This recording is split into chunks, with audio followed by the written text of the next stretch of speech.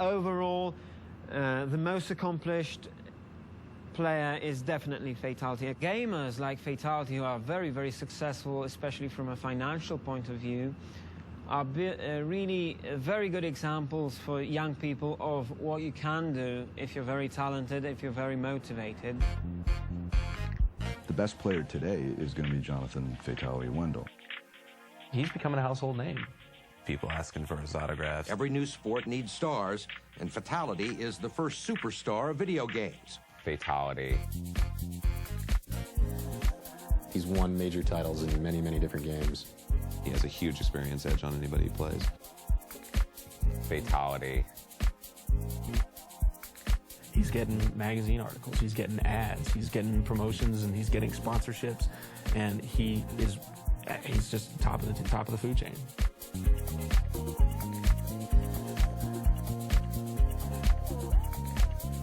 He'd made such a big name for himself.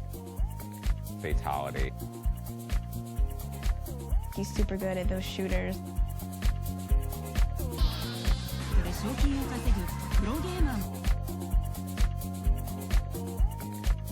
Fatal1ty is the most widely known gamer in the Western Hemisphere. In America, he's the only gamer to receive mainstream attention. He has appeared in magazines including Time, Business Week, and Forbes, and has been featured on 60 Minutes and MTV. Gaming became more than just fun for John.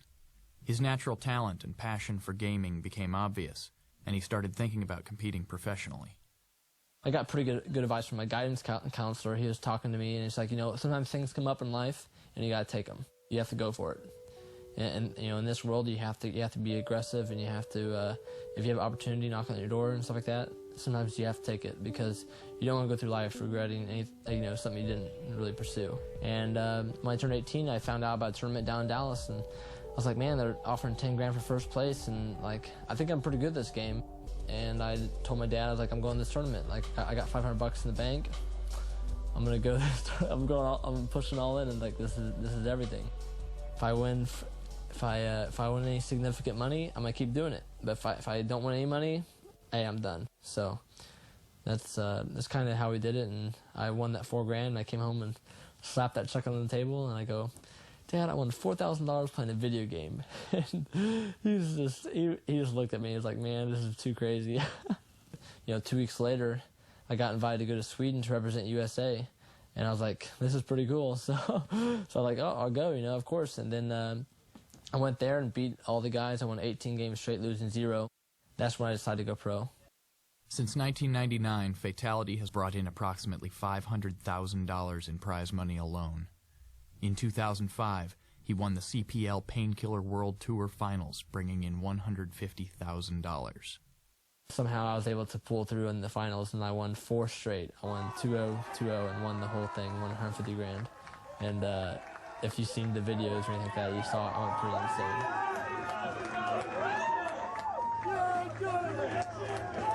Every single kid that's heard of Fatal1ty and likes video games wants to become a pro gamer. Fatal1ty's rigorous training regimen and unrelenting drive to win has made him very successful, but has also made him unpopular with a lot of the hardcore gaming community.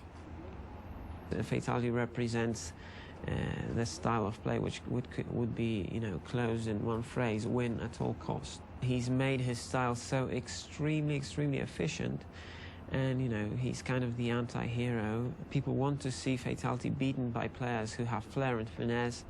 They diss John, they diss Fatal1ty all the time. They have no idea what he's done for the sport.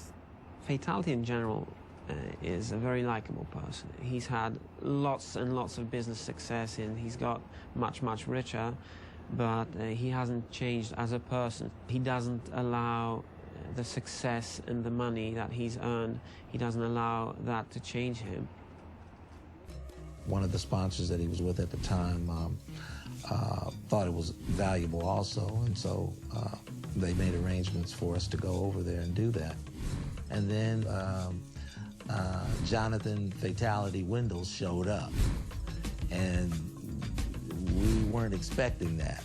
The difference between winning and losing could be Fatal1ty. Fatal1ty was the major favorite.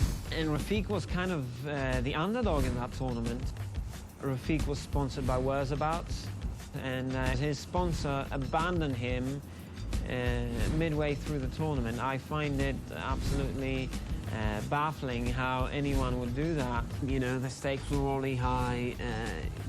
The whole international scene was paying attention, and the apprentice, so to speak, and the idol met in the grand final. Rafik met Fatal1ty. Rafik didn't really break under pressure. He was able to beat his great idol, his role model, a man whose footsteps he followed in South Africa. That's really something. That's really a story. That was a major, major victory and a really enormous milestone for Rafik.